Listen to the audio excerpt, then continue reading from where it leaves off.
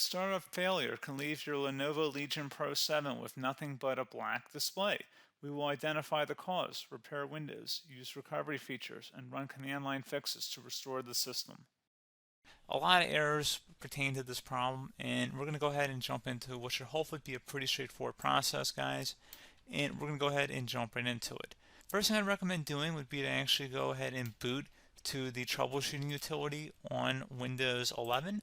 So if you do a hard power off 3 times in a row, Windows should automatically attempt to launch the startup repair utility.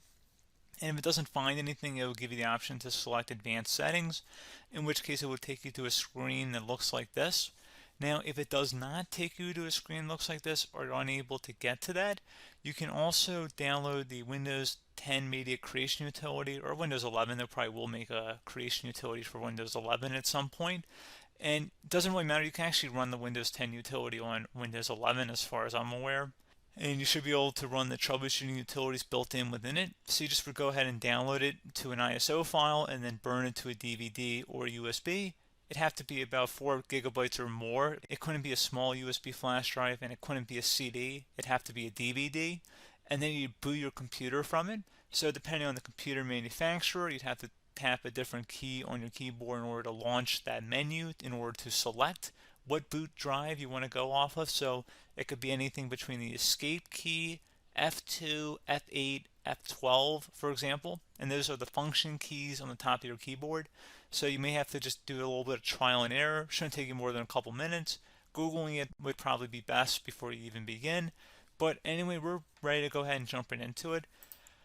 So we're on the choose an option page. So these will look very similar whether you're booting from it directly within Windows itself, or if you're plugged in a USB flash drive with the media creation utility installed and you selected the recovery option.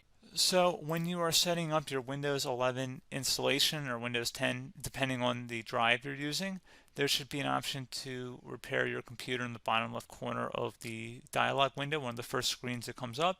You go ahead and select that, and then it would take you to a troubleshooting screen like you see here. And you want to go ahead and select troubleshoot, reset your PC, or see advanced options. And then there are going to be a whole bunch of options in here that we're going to explore in today's video. The first one, we're going to actually go underneath advanced options, and then select startup repair, fix problems that keep Windows from loading. So go ahead and select that first.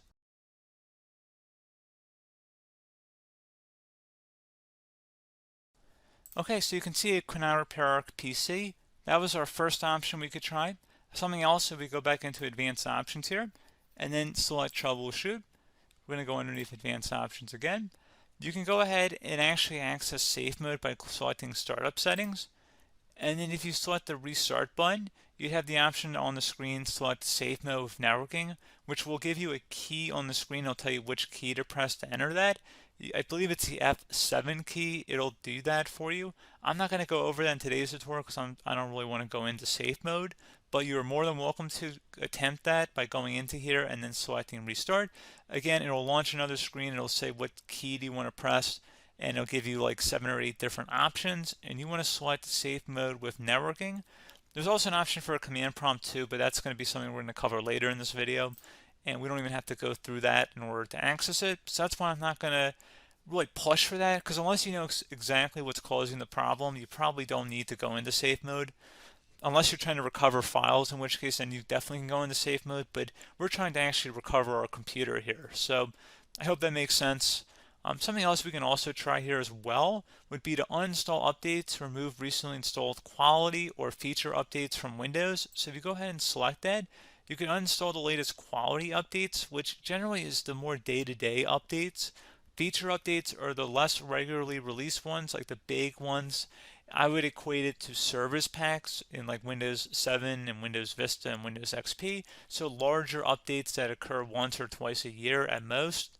And the quality updates are more just a regular update. So probably obviously it'll take longer if you're going to try and uninstall the latest feature update versus quality update. And maybe you don't need to go back that far. So just giving you guys a couple of pointers with that. Something else you can also look at here, and we're going to jump into the command prompt in a little bit, but you can select System Restore, which will use a restore point recorded on your PC to restore Windows. And this is something I would highly recommend here, guys. So select Next. Assuming you have a restore point saved on your computer, you go ahead and select the most recently created one, and you'll select next, and then you'll select the drive. You shouldn't actually have to select the drive. You can scan for affected programs, but we're going to keep it all default here, and then we're going to select finish. So once started, system restore cannot be interrupted. Do you want to continue? I think we're going to select yes. I don't think we have anything better to do on our computer right now, so just give it a moment here to initialize. It will take a couple minutes to run, obviously depending on how large your hard drive is and how much is saved on the system restore point. So just give it a couple minutes here.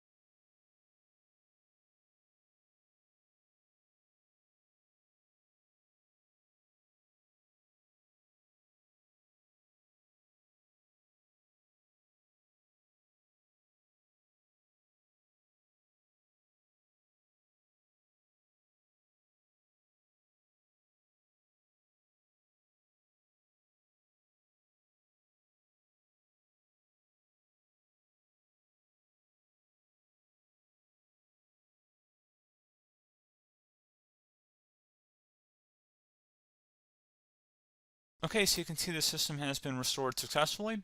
We're going to go over a couple different methods addition to that if that did not work. So I'm just going to pause the video and we're going to start back on the recovery screen that we started with. Okay, so a couple other things we can try here too. If you go back into troubleshoot, you can select reset your PC, let you choose to keep or remove your personal files and then reinstalls Windows.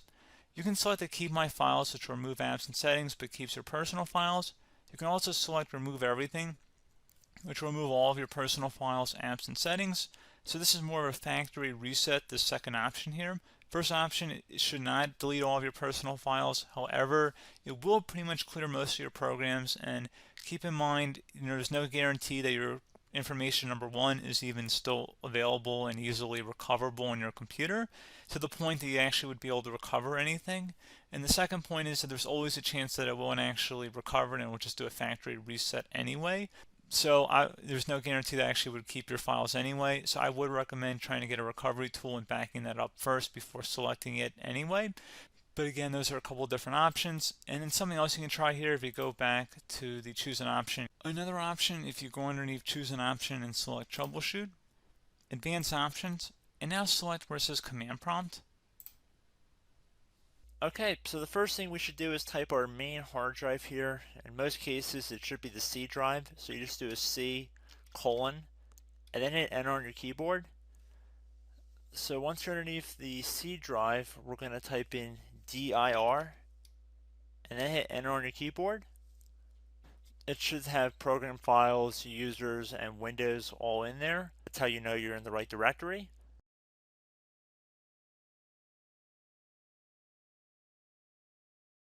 In some cases, it might be the D drive as well, so just keep that in mind.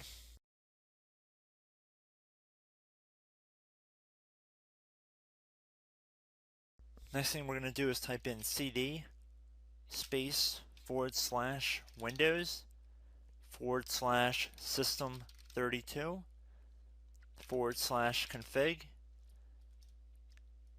and then you're going to hit enter on your keyboard.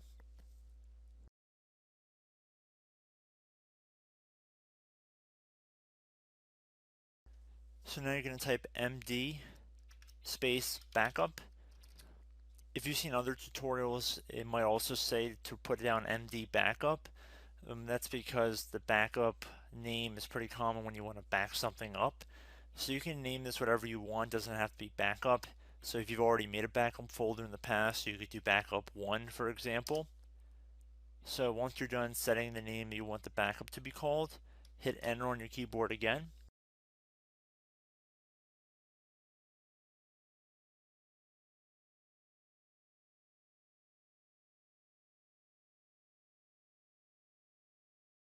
At this point you want to type copy, C-O-P-Y, space, then you want to do the star symbol above the 8 key, then do a period or a dot, whatever you want to call it, then another star sign, and then another space, and then type backup, and then hit enter on your keyboard.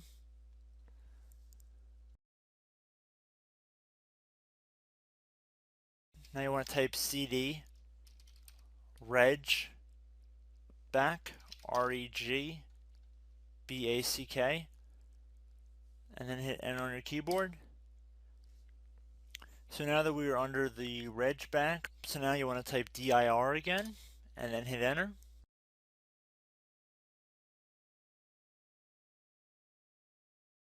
So now at this point we're going to type copy again. So copy, space, star sign, dot, another star sign, space, and then 2 dots. So we're going to type copy, space, star sign, dot, sign, star sign, dot, dot, and then hit enter on your keyboard again. So for overwrite, you want to overwrite all. So type A on your keyboard, so capital A, and then hit enter on your keyboard.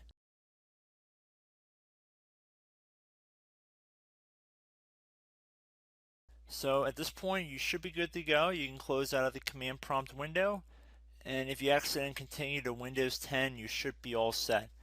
So I hope one of these 3 or 4 different methods we went through in this tutorial helped you guys out. Again, I'm not sure if you guys heard me earlier, but try to go back into your safe mode if possible and uninstall any programs you know might be conflicting with the Windows startup if you can get into safe mode. So just keep that in mind. Something very simple like that could be blocking up everything. So again, I hope this tutorial helped you guys out, and I will catch you in the next tutorial. Goodbye.